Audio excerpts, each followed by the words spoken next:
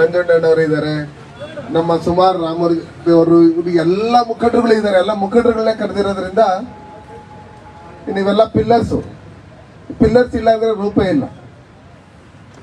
ಹಂಗಾಗಿ ಈ ದಿನ ಸರಿಯಾಗಿ ಸೌಂಡ್ ಬರಲ್ಲ ಅನ್ಸುತ್ತೆ. ಈ ದಿನ ಏನು ನಮ್ಮ ಮಾಲೂರು ತಾಲೂಕಿನಲ್ಲಿ ಸ್ವತಂತ್ರ ಬಂದಾಗಿಂದ ನಾವು ಹಳೆ ರೈಲ್ವೆ ಸ್ಟೇಷನ್ ನೋಡ್ಕೊಂಡ್ ಬರ್ತಾ ಇದ್ವಿ.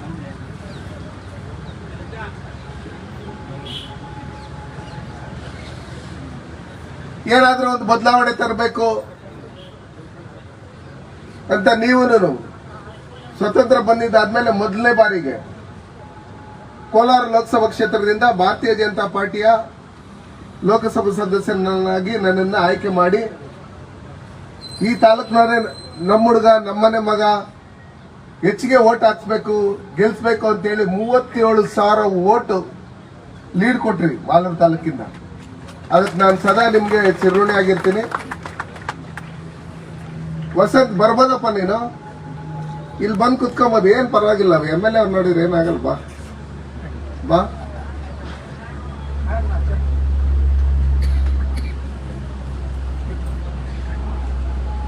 ಅದಾದ್ಮೇಲೆ ನೀವು ಓಟ್ ಹಾಕಿ ಗೆಲ್ಲಿಸಿದಾಗಿಂದ ಸನ್ಮಾನ್ಯ ನರೇಂದ್ರ ಮೋದಿ ಅವರ ನಾಯಕತ್ವದಲ್ಲಿ ಅಲ್ಲಿ ಸೌಂಡ್ ಕೂತ್ಕೋ,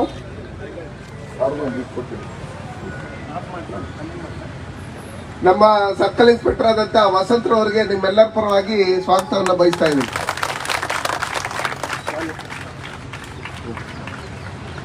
ಸನ್ಮಾನ್ಯ ನರೇಂದ್ರ ಮೋದಿಜಿಯವರು ಬ್ರಿಟಿಷ್ ಕಾಲದಿಂದ ಇರ್ತಕ್ಕಂಥ ಏನು ರೈಲ್ವೆ ಸ್ಟೇಷನ್ಗಳಿದೆ ಅದನ್ನ ಅಪ್ಗ್ರೇಡ್ ಮಾಡ್ಬೇಕಂತ ಹೇಳಿ ಇಡೀ ಭಾರತ ದೇಶದಲ್ಲಿ 1275 ರೈಲ್ವೆ ಸ್ಟೇಷನ್ಗಳನ್ನ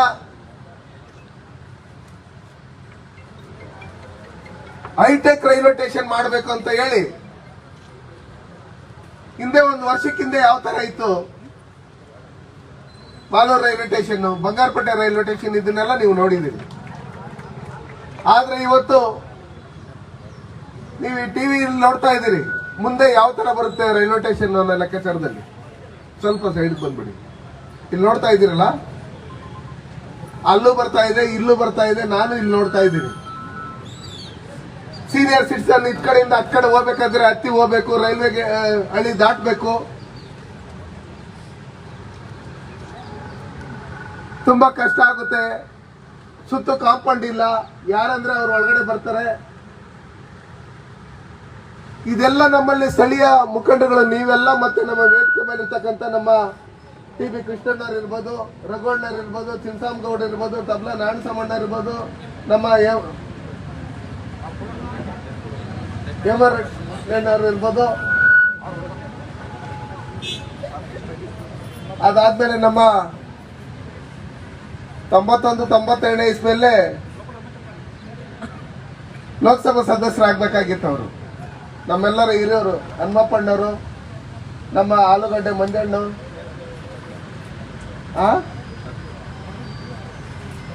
ನಮ್ಮ ಅಮುದ ಗೋಪಾಲ್ ರೆಡ್ಡಿ ಹಣ್ಣು, ಶ್ರೀನಿವಾಸು, ನಮ್ಮ ಪುರಸಭೆ ಅಧ್ಯಕ್ಷರಾದಂಥ ಅನಿತಾ ನಾಗರಾಜ್ ಅವರು, ಎಲ್ಲರೂ ಇನ್ನು ವೇದಿಕೆ ಮುಂಭಾಗದಲ್ಲಿ ಇವ್ರನ್ನೆಲ್ಲ ಗೆಲ್ಸಿರೋದೆಲ್ಲ ನೀವೇ.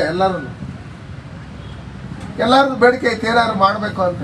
ಈ ಭಾಗದಲ್ಲಿ ಇಂಡಸ್ಟ್ರಿಯಲ್ ಏರಿಯಾ ಇದೆ, ತುಂಬಾ ಭಾಗದಿಂದ ಕೆಲ್ಸಕ್ಕೆ ಬರ್ತಾರೆ, ಈ ರೈಲ್ವೆ ಸ್ಟೇಷನ್ ಅಪ್ಗ್ರೇಡ್ ಆದ್ರೆ ಚೆನ್ನಾಗಿರುತ್ತೆ ಅಂತ ಹೇಳಿದಾಗ ಹೋಗಿ ಪ್ರಧಾನಮಂತ್ರಿ ಅವ್ರ ಹತ್ರ ಮತ್ತೆ ನಮ್ಮ ರೈಲ್ವೆ ಮಂತ್ರಿಗಳ ಹತ್ರ ಕೇಳ್ಕೊಂಡಾಗ ನಮ್ಮ ಎಲ್ಲ DRM ಇರ್ಬೋದು, GM ಇರ್ಬೋದು, ನಮ್ಮೆಲ್ಲ ಅಧಿಕಾರಿಗಳು, ರೈಲ್ವೆ ಅಧಿಕಾರಿಗಳು ಅದಕ್ಕೆಲ್ಲ ಹೋಗ್ಬಿಟ್ಟು ಏನೇನ್ ಬೇಕು ಈ ರೈಲ್ವೆ ಸ್ಟೇಷನ್ಗೆ ಅಂತೇಳಿ ಅವರು ಒಂದು ಲಿಸ್ಟ್ ಮಾಡಿ ಹೋಗಿ ನಾವು ಪ್ರಧಾನಮಂತ್ರಿ ಅವ್ರನ್ನ ಮತ್ತೆ ರೈಲ್ವೆ ಮಂತ್ರಿಗಳನ್ನ ಕೇಳಿದ್ದಾದ್ಮೇಲೆ ಸುಮಾರು ನಮ್ಮ ಕೋಲಾರ ಲೋಕಸಭಾ ಕ್ಷೇತ್ರದಲ್ಲಿ ಹಿಂದೆ ಏನು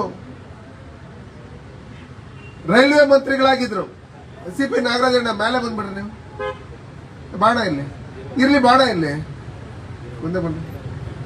ಸಣ್ಣಪ್ಪನ ಜೊತೆ ಕುತ್ಕೊಂಡಿದ್ವಿ ಅಲ್ಲಿ ನಡೀರ, ಅಲ್ಲಿಂದ ಚೇರ್ ಬಂದ್ರಣ್ಣ. ಅದಾದ್ಮೇಲೆ ಸುಮಾರು ಸುಮಾರು ನಮ್ಮ ಕೋಲಾರ ಲೋಕಸಭಾ ಕ್ಷೇತ್ರಕ್ಕೆ ಹಿಂದೆ ಅವರು ಮಂತ್ರಿ ಆಗಿದ್ದಾಗ ತರಕಾಗಿರಲ್ಲ 500 ಕೋಟಿಗೂ ಹೆಚ್ಚಿಗೆ ಹಣ ಕೊಟ್ಟು ಇವತ್ತು ಮಾಲೂರು ರೈಲ್ವೆ ಸ್ಟೇಷನ್ ಇರ್ಬೋದು, ಬ್ಯಾಟ್ರಾಯ್ನಲ್ಲಿ ರೈಲ್ವೆ ಸ್ಟೇಷನ್ ಇರ್ಬೋದು, ಟೇಕಲ್ ರೈಲ್ವೆ ಸ್ಟೇಷನ್ ಇರ್ಬೋದು, ಟೇಕಲ್ ಬ್ರಿಡ್ಜ್ ಇರ್ಬೋದು, ಮಾಲೂರು ಬ್ರಿಡ್ಜ್ಗೆ ಈಗಾಗಲೇ CRF ಫಂಡ್ ಅಲ್ಲಿ 32 ಕೋಟಿ ಹಣ ಬಿಡುಗಡೆ ಮಾಡಿರ್ತಕ್ಕಂಥದ್ದು ಸನ್ಮಾನ್ಯ ನಿತಿನ್ ಗಡ್ಕರಿ ಅವರು. ನಮ್ಮ ಈ ಭಾಗದಲ್ಲಿ ಹೆಚ್ಚಿಗೆ ಟ್ರಾಫಿಕ್ ಜಾಮ್ ಆಗುತ್ತೆ, ಹೊಸೂರ್ಗೆ ಹೋಗೋ ರಸ್ತೆ ಅಂತ ಹೇಳಿದಾಗ ಅದನ್ನ ಒಂದು ವಿಡಿಯೋ ಮಾಡಿ ಅಧಿಕಾರಿಗಳಿಗೆ ಹೇಳಿ, ನಮ್ಮ ಮುಖಂಡರುಗಳಿಗೆ ಹೇಳಿ, ಅದನ್ನ ನಾವು ಮೇಲಧಿಕಾರಿಗಳಿಗೆ ತಿಳಿಸಿದಂತ ಸಂದರ್ಭದಲ್ಲಿ CRF ಅಂದ್ರೆ ಇಲ್ಲಿ ಕೆಲವರು ಗೊತ್ತಿಲ್ಲ, ಚುನಾಯಿತ ಪ್ರತಿನಿಧಿಗಳಿಗೆ ಸೆಂಟ್ರಲ್ ರಿಲೀಫ್ ಫಂಡ್ ಅಂತ ಹೇಳಿ ಪ್ರಧಾನಮಂತ್ರಿ ಗ್ರಾಮ ಸಡಕ್ ಯೋಜನೆ ಗೊತ್ತಿಲ್ಲ, ಅದು ನಾನೇ ತಂದಿದ್ದ ಲೆಕ್ಕಾಚಾರದಲ್ಲಿ ಹೇಳ್ತಾರೆ. ಅದಕ್ಕೋಸ್ಕರ ನಮಗೆ 32 ಕೋಟಿ ಹಣ ಆ ಫ್ಲೈಓವರ್ಗೆ, ಸುಮಾರು ಈ ರೈಲ್ವೆ ಸ್ಟೇಷನ್ ಡೆವಲಪ್ಮೆಂಟ್ ಮಾಡೋದಕ್ಕೆ, ಫುಟ್ಪಾತ್ ಮತ್ತೆ ನಮ್ಮಲ್ಲಿ ಏನಿದೆ ಈಗ ಪಾರ್ಕಿಂಗ್ ಇರ್ಬೋದು, ನಮ್ಮ ರೈಲ್ವೆ ಸ್ಟೇಷನ್ ಮತ್ತೆ ನಮ್ಮ ಸ್ಕೈ ವಾಕ್ ನಿಂತ್ಕೊಂಡ್ರೆ ಮೇಲೆ ಹೋಗ್ಬಿಡ್ತೈತೆ. ಅದೇ ನೀವೆಲ್ಲ ನೋಡಿದ್ರಿ, ವಯಸ್ಸಾಗಿರ್ತಕ್ಕಂಥವ್ರು ಇಳಿಯಕ್ಕಾಗಲ್ಲ ಅಂತ ಹೇಳಿ ಅದನ್ನೆಲ್ಲ ಮಾಡಿ ಸುತ್ತು ಕಾಂಪೌಂಡ್ ಎಲ್ಲ ಇದು ಮಾಡಿ ಕ್ಲೀನ್ ಮಾಡಿ ರೆಡಿ ಮಾಡ್ಬೇಕು ಅಂತ ಹೇಳಿ ಆ ತರ ಬರುತ್ತೆ ರೈಲ್ವೆ ಸ್ಟೇಷನ್. ಇದನ್ನೆಲ್ಲ ಕೊಟ್ಟಿರ್ತಕ್ಕಂಥ ಸನ್ಮಾನ್ಯ ನರೇಂದ್ರ ಮೋದಿ ಅವರಿಗೆ ನಮ್ಮ ತಾಲೂಕಿನ ಜನತೆ ಪರವಾಗಿ ಚಪ್ಪಾಳೆ ತಟ್ಟೋದ್ರ ಮುಖಾಂತರ ಜೋರಾಗಿ ನಾನು ಧನ್ಯವಾದಗಳನ್ನ ತಿಳಿಸೋದಕ್ಕೆ ಇಷ್ಟಪಡ್ತೀನಿ. ಮಾಲೂರು ಇದೇ ರೀತಿಯಲ್ಲಿ ಹೈಟೆಕ್ ರೈಲ್ವೆ ಸ್ಟೇಷನ್ ಆಗ್ತಾ ಇದೆ. ನಮ್ಮ ಬಂಗಾರಪೇಟೆ ಇದೇ ರೀತಿಯಲ್ಲಿ ಹೈಟೆಕ್ ರೈಲ್ವೆ ಸ್ಟೇಷನ್ ಆಗ್ತಾ ಇದೆ. ಕುಪ್ಪಂ ಮತ್ತೆ ಮಾರಿಕುಪ್ಪಂಗೆ ಸುಮಾರು 200 ಕೋಟಿ ಹಣ ಕೊಟ್ಟಿದ್ದಾರೆ ಹೊಸ ರೈಲ್ವೆ ಮಾರ್ಗ ಮಾಡ್ಬೇಕಂತೇಳಿ, ಅದನ್ನು ಕೆಲಸ ನಡೀತಾ ಇದೆ. ಬಂಗಾರಪೇಟೆಯಿಂದ ಏನ್ ನಾವು ಚಿಕ್ಕಬಳ್ಳಾಪುರದವರೆಗೂ ನಾರ್ಮಲ್ ಲೈನ್ ಇತ್ತು, ಅದನ್ನ ಎಲೆಕ್ಟ್ರಿಕ್ ಲೈನ್ ಮಾಡೋದಕ್ಕೆ ಅಲ್ಲಿ ಏನೇನು ಅಂಡರ್ ಪಾಸ್ಗಳು ಏನೇನು ಕೊರತೆಗಳಿತ್ತು, ಎಲ್ಲೆಲ್ಲಿ ನೀರು ನಿಲ್ತಾ ಇತ್ತು, ಅದನ್ನೆಲ್ಲ ನಮ್ಮ ಅಧಿಕಾರಿಗಳು ನಮ್ಮ ಮುಖಂಡರುಗಳು ಫೋಟೋ ಹಿಡಿದು ನಮಗೆ ಕಳಿಸಿದಾಗ ಆ ತಕ್ಷಣ ಅಲ್ಲಿ ನೀರು ನಿಲ್ಲದೆ ಇರ್ತಕ್ಕಂಥ ರೀತಿಯಲ್ಲಿ ಅದನ್ನ ಏನೇನ್ ಮಾಡ್ಬೇಕು ಅಂತ ಹೇಳಿ ಅದನ್ನ ಇದು ಮಾಡಿದ್ರಿ. ನಮ್ಮ ಕೋಲಾರ ಟೌನ್ ಅಲ್ಲೂ ಏನು ವಿಶ್ವೇಶ್ವರಯ್ಯ ಸ್ಟೇಡಿಯಂ ಇದೆ, ಅಲ್ಲೇ ಇನ್ನೊಂದು ರೈಲ್ವೆ ಸ್ಟೇಷನ್ ಬರ್ತಾ ಇದೆ. ಹಂಗಾಗಿ ಉರ್ಗಂ ರೈಲ್ವೆ ಸ್ಟೇಷನ್ ಇರ್ಬೋದು, ಮಾರಿಕುಪ್ಪಂ ರೈಲ್ವೆ ಸ್ಟೇಷನ್ ಇರ್ಬೋದು, ಇದು ಮೊದ್ಲು ಯಾವ ತರ ಇತ್ತು, ಈಗ ಯಾವ ತರ ಇದೆ. ನಮ್ಮ ಬೆಮ್ಮೆಲ್ ರೈಲ್ವೆ ಸ್ಟೇಷನ್ ಮೊದ್ಲು ಯಾವ ತರ ಇತ್ತು, ಈಗ ಯಾವ ತರ ಇದೆ ಅಂತ ಹೇಳಿದಾಗ ನೀವೆಲ್ಲ ವೋಟ್ ಹಾಕಿ ಗೆಲ್ಸಿದ್ದಾದ್ಮೇಲೆ, ನರೇಂದ್ರ ಮೋದಿ ಅವರು ಪ್ರಧಾನಮಂತ್ರಿ ಆಗಿದ್ದಾದ್ಮೇಲೆ ನಮ್ಮ ರೈಲ್ವೆ ಮಂತ್ರಿಗಳು ಎಲ್ಲ ಒಟ್ಟಿಗೆ ಸೇರ್ಕೊಂಡು ನಮ್ಮ ದಿನನಿತ್ಯ ಬೆಂಗಳೂರಿಗೆ ಹೋಗಿ ಬರ್ತಕ್ಕಂಥ ನಮ್ಮ ಸ್ಥಳೀಯವಾಗಿರ್ತಕ್ಕಂಥ ಏನೋ ರೈಲ್ವೆ ಪ್ರಯಾಣಿಕರ ಸಂಘದವರು ಇದ್ರು, ಅವರು ಸುಮಾರು ಬೇಡಿಕೆಗಳನ್ನ ನಮಗೆ ಕೊಡ್ತಾ ಇದ್ರು ಯಾವಾಗ್ಲೂ. ಈ ತರ ಇದೆ ಅಂತ ಹೇಳಿ ಇವತ್ತು ಅವರೆಲ್ಲ ಕೆಲಸದ ನಿಮಿತ್ತ ಹೋಗಿದ್ದಾರೆ, ಅವ್ರು ಇವತ್ತು ಇರ್ಬೇಕಾಗಿತ್ತು. ಅದಕ್ಕೋಸ್ಕರ ನೀವೆಲ್ಲ ಏನೇನು ಹೇಳಿದ್ರಿ ಅದನ್ನ ಒಂದು ಚಾಚು ತಪ್ಪದೆ ಅದನ್ನ ನಾವು ಹಣ ಬಿಡುಗಡೆ ಮಾಡಿಸ್ಕೊಂಡ್ಬಂದು ಎಲ್ಲಾರು ಹೇಳ್ಕೊಂಡು ಹೋಗ್ತಾ ಇರ್ತಾರೆ ಅಷ್ಟೇ. ನಾವು ಬೇರೆಯವ್ರ ತರ ಅದು ಇದು ಗ್ಯಾರಂಟಿಗಳು ಸುಮ್ಮನೆ ಹೇಳಕ್ ಆಗಲ್ಲ. ನಾವು ಏನು ಹೇಳಿರ್ತೀರೋ ಅದನ್ನ ಮಾಡಿ ನೋಡ್ಸಂತ ಕೆಲಸಗಳನ್ನ ಇವತ್ತು ಸನ್ಮಾನ್ಯ ನರೇಂದ್ರ ಮೋದಿ ಅವರ ನಾಯಕತ್ವದಲ್ಲಿ ನಾನು ಹಿಂದೆ ಫಾರಿನ್ ಹೋದಾಗ ಏನಪ್ಪಾ ರೈಲ್ವೆ ಸ್ಟೇಷನ್ ಹಿಂಗಿದೆ, ಮೆಟ್ರೋ ಹಿಂಗಿದೆ, ಹಿಂಗಿದೆ ಅನ್ನೋ ಲೆಕ್ಕಾಚಾರದಲ್ಲಿ ಇದು ಮಾಡ್ತಾ ಇದ್ದೀನಿ.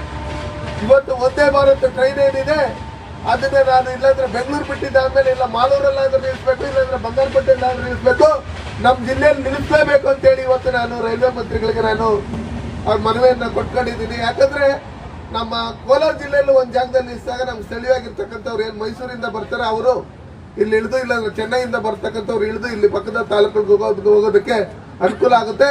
ನಮ್ಮ ಮಾಜಿ ಶಾಸಕರಾದಂಥ ಮಂಜುನಾಥ್ ಗೌಡ್ರು ಡೆಲ್ಲಿಗೆ ಬಂದಿದ್ದಾಗ ಇದ್ರ ಬಗ್ಗೆ ಮಾತಾಡಿ ರೈಲ್ವೆ ಮಂತ್ರಿಗಳ ಹತ್ರ ಬಂದು ಮಾತಾಡಿ ಇದನ್ನ ಮಾಡ್ಕೊಡ್ಬೇಕು ಅಂತ ಹೇಳಿ ಅವರು ಶಾಸಕರಾಗಿದ್ದಾಗ ಹಲವಾರು ಕನಸುಗಳನ್ನ ಕಂಡಿದ್ರು. ನಮ್ಮ ಪುರಸಭಾ ಸದಸ್ಯರು ಒಂದ್ ಕಡೆಯಿಂದ ಎಲ್ಲಾರು ಹೇಳ್ತಾನೆ ಇದ್ರು, ಹಿಂಗಿದೆ ರೈಲ್ವೆ ಸ್ಟೇಷನ್ ಈ ತರ ಮಾಡ್ಬೇಕು, ಹಿಂಗಿದೆ ಅಂತ. ಅದಕ್ಕೋಸ್ಕರ ನಾವು ಅತಿ ಶೀಘ್ರದಲ್ಲೇ ಎಷ್ಟು ತಿಂಗಳಲ್ಲಿ ಫಿನಿಶ್ ಆಗುತ್ತೆ ಇದು,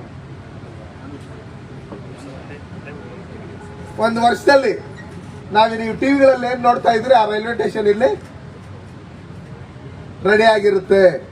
ಅದಕ್ಕೋಸ್ಕರ ನಮ್ಮಲ್ಲಿ ಇವತ್ತೇನು ಮಾಲೂರು ಮತ್ತೆ ಬಂಗಾರಪೇಟೆ ಭಾಗದಲ್ಲಿ ಒಂದೇ ಸಲ ಈ ವಿಡಿಯೋ ಕಾನ್ಫರೆನ್ಸ್ ಮುಖಾಂತರ ಈ ಕಾರ್ಯಕ್ರಮಗಳನ್ನ ಮಾಡಿ ಉದ್ಘಾಟನೆ ಮಾಡಬೇಕು ಅಂತ ಹೇಳಿ ಯಾವ್ಯಾವ ಕೆಲಸಗಳು ಫಿನಿಶ್ ಆಗಿದೆ. ನೀವು ನೋಡಿದೀರ ಪ್ಲಾಟ್ಫಾರ್ಮ್ ಯಾವ ತರ ಇತ್ತು ಮೊದಲು, ಆ ಪಾರ್ಕಿಂಗ್ ಜಾಗ ಯಾವ ತರ ಇತ್ತು, ಬೆಳಗ್ಗೆ ನಿಂತ್ಬಿಟ್ಟವ್ರೆ ಬಿಸಿಲಲ್ಲಿ ಸಾಯಂಕಾಲದವರೆಗೂ ಹೊಡ್ಕೋದು ಅಲ್ಲ ರಾಮೂರ್ತಿ ಬಚ್ಚಪ್ಪ ಎಲ್ಲ ಒಣಗ್ತಾ ಇತ್ತು. ಇವತ್ತು ನೋಡ್ರಿ ಯಾವ ತರ ಮಾಡಿದಿರಿ. ಇದನ್ನೆಲ್ಲ ಕೆಲವ್ರು ಹೇಳ್ತಾರೆ ಏನ್ ಮಾಡಿದ್ರು ಅನ್ನೋ ಲೆಕ್ಕಾಚಾರ. ನಾವ್ ಯಾರ ತರ ಕಮಿಷನ್ ಇನ್ನೊಂದು ಮತ್ತೊಂದು ಆ ಲೆಕ್ಕಾಚಾರದಲ್ಲಿ ಹೋಗಿಲ್ಲ. ಸನ್ಮಾನ್ಯ ನರೇಂದ್ರ ಮೋದಿ ಅವರು ನಾ ಕಾವುಗ ಕಿಸ್ಕು ಕಾನೇ ಲೆಕ್ಕಾಚಾರದಲ್ಲಿ ಒಂದೇ ಒಂದು ಭ್ರಷ್ಟಾಚಾರ ಇಲ್ಲದೆ ಸತತವಾಗಿ 10 ವರ್ಷಗಳ ಹಿಂದೆ ನಮ್ಮ ಸ್ಕೂಲ್ ಮಕ್ಕಳು ಅವ್ರು ಹುಟ್ಟಿದಾಗ ಚಿಕ್ಕದಾಗ ಅವ್ರ ಚಿಕ್ಕ 10 ವಯಸ್ಸು ಇದ್ದಾಗ ಅವ್ರು ಏನ್ ನೋಡ್ತಾ ಇದ್ರು ಅಂದ್ರೆ ದಿನಾ ಒಂದೊಂದು ಹಗರಣಗಳು ನೋಡ್ತಾ ಇದ್ರು. ತೂದಿ ಹಗರಣ, ಆ ಹಗರಣ, ಈ ಹಗರಣ, ಕಲ್ಲುದ್ರ ಹಗರಣ, ನೆಲದಲ್ಲೂ, ಗಾಳಿಯಲ್ಲೂ, ಆಕಾಶದಲ್ಲೂ, ಸಮುದ್ರದಲ್ಲೂ, ನೀರಲ್ಲೂ ಎಲ್ಲಾ ಕಡೆ ಹಗರಣಗಳು ನಡೀತಾ ಇತ್ತು. ಅದನ್ನೇ ನೋಡ್ತಾ ಇದ್ರು. ಆದ್ರೆ ಸನ್ಮಾನ್ಯ ನರೇಂದ್ರ ಮೋದಿಜಿಯವರು ಪ್ರಧಾನಮಂತ್ರಿ ಆಗಿ ಬಂದಿದ್ದಾದ್ಮೇಲೆ ಒಂದೇ ಒಂದು ಹಗರಣ ಇಲ್ಲದೆ ಜಮ್ಮು ಕಾಶ್ಮೀರದಲ್ಲಿ ಆರ್ಟಿಕಲ್ 370 ತೆಗೆದಿರ್ತಕ್ಕಂಥದ್ದು ಇರ್ಬೋದು, ಟ್ರಿಪಲ್ ತಲಾಕ್ ತೆಗೆದಿರ್ತಕ್ಕಂಥದ್ದು ಇರ್ಬೋದು, ರಾಮ ಮಂದಿರ ಕಟ್ಟಿರ್ತಕ್ಕಂಥದ್ದು ಇರ್ಬೋದು, ನಾವು ಇಡೀ ದೇಶದಲ್ಲಿ ಇರ್ತಕ್ಕಂಥವ್ರಿಗೆ ಕರೋನಾ ವ್ಯಾಕ್ಸಿನ್ ಕೊಟ್ಟಿರ್ತಕ್ಕಂಥವ್ರು ಇರ್ಬೋದು, ಆಯುಷ್ಮಾನ್ ಭಾರತ್ ಕಾರ್ಡ್ ಕೊಟ್ಟಿರ್ತಕ್ಕಂಥದ್ದು ಇರ್ಬೋದು, ಇವತ್ತು ಅಮೃತ್ ಭಾರತ್ ಅಲ್ಲಿ ರೈಲ್ವೆ ಸ್ಟೇಷನ್ ಡೆವಲಪ್ಮೆಂಟ್ ಮಾಡಿರ್ತಕ್ಕಂಥದ್ದು ಇರ್ಬೋದು, ಪ್ರಧಾನಮಂತ್ರಿ ಆದರ್ಶ ಗ್ರಾಮದಲ್ಲಿ ನಾವು ನಮ್ಮ ಕೋಲಾರ ಲೋಕಸಭಾ ಕ್ಷೇತ್ರದಲ್ಲಿ 176 ಕಿಲೋಮೀಟರ್ ರಸ್ತೆಗಳನ್ನು ಮಾಡಿರ್ತಕ್ಕಂಥದ್ದು ಇರ್ಬೋದು, ಸ್ವಚ್ಛ ಭಾರತ್ ಮಿಷನ್ ಅಲ್ಲಿ ನಾವು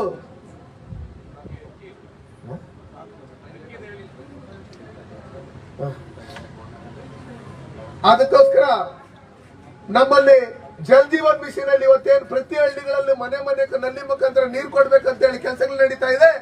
ನೀವೆಲ್ಲ ಓಟ್ ಹಾಕಿ ಗೆಲ್ಸಿದ್ದಾದ್ಮೇಲೆ ಸನ್ಮಾನ್ಯ ನರೇಂದ್ರ ಮೋದಿ ಅವರ ಹತ್ರ ಮತ್ತೆ ನಾವು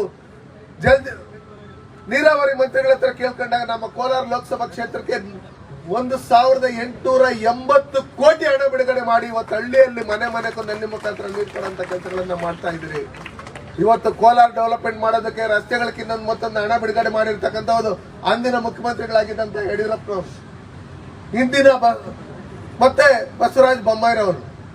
ಹಂಗಿರ್ತಕ್ಕಂಥ ಸಂದರ್ಭದಲ್ಲಿ ಅಭಿವೃದ್ಧಿ ಅಂದ್ರೆ ಭಾರತೀಯ ಜನತಾ ಪಾರ್ಟಿ, ಅಭಿವೃದ್ಧಿ ಅಂದ್ರೆ ಬಿಜೆಪಿ, ಅಭಿವೃದ್ಧಿ ಅಂದ್ರೆ ನರೇಂದ್ರ ಮೋದಿ, ಅಭಿವೃದ್ಧಿ ಅಂದ್ರೆ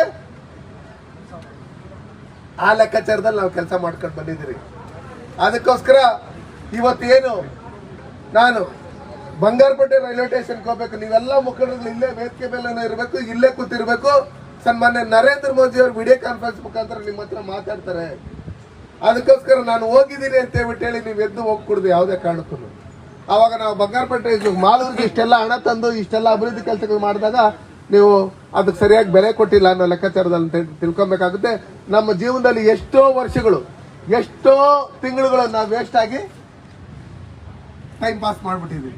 ಸನ್ಮಾನ್ಯ ನರೇಂದ್ರ ಮೋದಿಜಿಯವರು ನೀವು ನೋಡಿದಿರಿ, ಸ್ಕೂಬಾ ಡ್ರೈವ್ ಮಾಡೋದ್ರ ಮುಖಾಂತರ ಸನ್ಮಾನ್ಯ ನರೇಂದ್ರ ಮೋದಿಜಿಯವರು ಸಮುದ್ರದೊಳಗಡೆ ಹೋಗಿ ಕೃಷ್ಣ ಜನ್ಮಸ್ಥಳ ಎಲ್ಲಿತ್ತು ಅಲ್ಲಿ ಹೋಗಿ ಅಲ್ಲಿ ಅವರು ಪರಿಚಯ ಮಾಡಿ ಆ ಫ್ರೆಂಡಲ್ಲಿ ನವೀಕರಿಸೋದ್ರ ಮುಖಾಂತರ 73 ವಯಸ್ಸಾಗಿದ್ರೂ ಆ ಲೆಕ್ಕಾಚಾರದಲ್ಲಿ ನಮ್ಮ ದೇಶದಲ್ಲಿ ಹಿಂದೂ ಧರ್ಮ, ದೇಶ ಹಿಂದೂಸ್ತಾನ ಅನ್ನೋ ಲೆಕ್ಕಾಚಾರದಲ್ಲಿ ಯಾವ ರೀತಿ ಕೆಲಸ ಮಾಡ್ತಾ ಇದ್ರೆ ನಾವು ಒಂದಿನಕ್ಕೆ ನಾವು ಏನಾದ್ರು ಸ್ವಲ್ಪ ಜಾಸ್ತಿ ಕೆಲಸ ಮಾಡಿದ್ರೆ ನಮ್ಗೆ ಆ ಕೆಲಸ ಈ ಕೆಲಸ ಅಂತ ಹೇಳ್ತೀವಿ. ಇಲ್ಲಿ ಎಷ್ಟೋ ಜನ ಎಲ್ಲ ಗ್ರಾಮ ಪಂಚಾಯತಿ ಮೆಂಬರ್ಗಳು, ಗ್ರಾಮ ಪಂಚಾಯತಿ ಅಧ್ಯಕ್ಷಗಳು, ಸದಸ್ಯರುಗಳು, ಮುಖಂಡರುಗಳು, ಮಾಧ್ಯಮದ ಮಿತ್ರಗಳು, ನಮ್ಮ ಎಲ್ಲ ಅಕ್ಕ ತಂಗಿರಣ್ಣ, ನಮ್ಮ ವಿದ್ಯಾರ್ಥಿಗಳನ್ನು ಬಂದಿದ್ದೀರಿ, ಪತ್ರಕರ್ತ ಮಿತ್ರರು ಎಲ್ಲ ಬಂದಿದ್ದೀರಿ.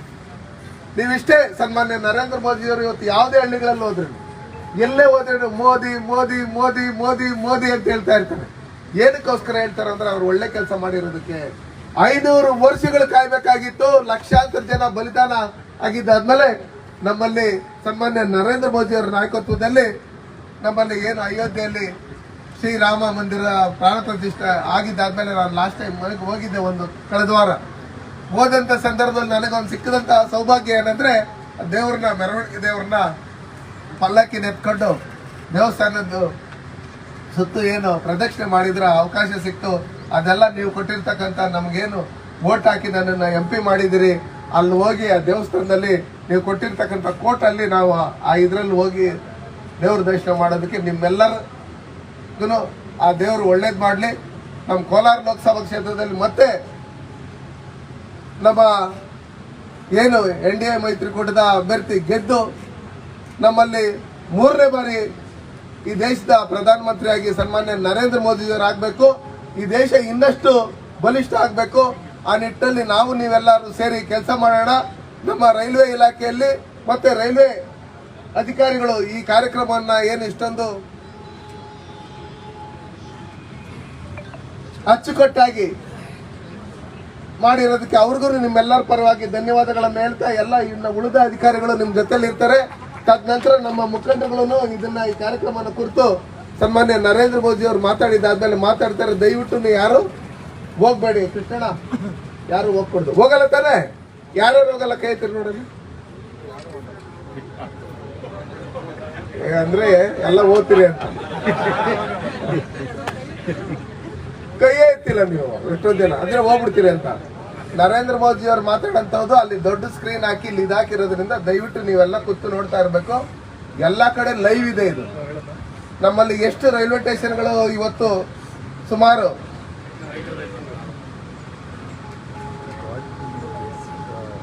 ನಾವು ಫಾರಿನಲ್ಲಿ ನೋಡ್ತಾ ಇದ್ದೀವಿ ರೈಲ್ವೆ ಸ್ಟೇಷನ್ ಹಂಗಿದೆ ಹಿಂಗಿದೆ ಅನ್ನೋ ಲೆಕ್ಕಾಚಾರದಲ್ಲಿ ಅದನ್ನ ನಾವು ನಮ್ಮ ಕೋಲಾರ ಜಿಲ್ಲೆಯಲ್ಲಿ ನೋಡ್ತೀವಿ. ಸನ್ಮಾನ್ಯ ನರೇಂದ್ರ ಮೋದಿಯವರು ಈ ಚೇರ್ಗಳು ಖಾಲಿ ಇದೆಯಾ, ಮುಖಂಡರುಗಳಿದಾರ, ಏನು ಎತ್ತಂತನೂ ನೋಡ್ತಾರೆ. ಪ್ರತಿಯೊಂದು ರೈಲ್ವೆ ಸ್ಟೇಷನ್ಗಳಲ್ಲೂ ಎಷ್ಟು ಜನ ಭಾಗವಹಿಸಿದ್ರು, ಯಾರ್ಯಾರು ಭಾಗವಹಿಸಿದ್ರು, ಏನು ಎತ್ತ ಅಂತೇಳಿ ಆ ಫೋಟೋಗಳನ್ನು ತರಿಸ್ಕೊಂತಾರೆ. ನಮ್ಮಲ್ಲಿ ಒಂದು ನಿಮಿಷ ಏನಾರು ಲೇಟ್ ಆಗಿ ಅದನ್ನ ನಾವು ಕಾರ್ಯಕ್ರಮ ಲೈವ್ ಮಾಡಿಲ್ಲ ಅಂದ್ರೆ ಡೆಲ್ಲಿಯಿಂದ ಫೋನ್ ಬರುತ್ತೆ, ಯಾಕೆ ಅದನ್ನ ಮಾಡಿಲ್ಲ ಅನ್ನೋ ಲೆಕ್ಕಾಚಾರದಲ್ಲಿ. ಅದಕ್ಕೋಸ್ಕರ ದಯವಿಟ್ಟು ನಮ್ಮ ಎಲ್ಲ ಮುಖಂಡರುಗಳು, ಎಲ್ಲ ಸಾರ್ವಜನಿಕ ಬಂಧುಗಳು, ಎಲ್ಲ ಮಾಧ್ಯಮ ಮಿತ್ರರು ಇಲ್ಲೇ ಇದ್ದು ಆ ಕಾರ್ಯಕ್ರಮನ ಪೂರ್ತಿಗೊಳಿಸಿ ತದನಂತರ ನೀವು ಮಾಡಬೇಕು ಅಂತೇಳಿ ನಿಮ್ಮನ್ನು ಕುರಿತು 4 ಮಾತನಾಡಲು ಅವಕಾಶ ಮಾಡಿಸಿ ತಮ್ಮೆಲ್ಲರಿಗೂ ಹೊಂದಿಸಿ ನಾನು ಮಾತನ್ನು ಮುಗಿಸ್ತಾ ಇದ್ದೀನಿ. ಜೈ ಹಿಂದ್, ಜೈ ಭಾರತ್.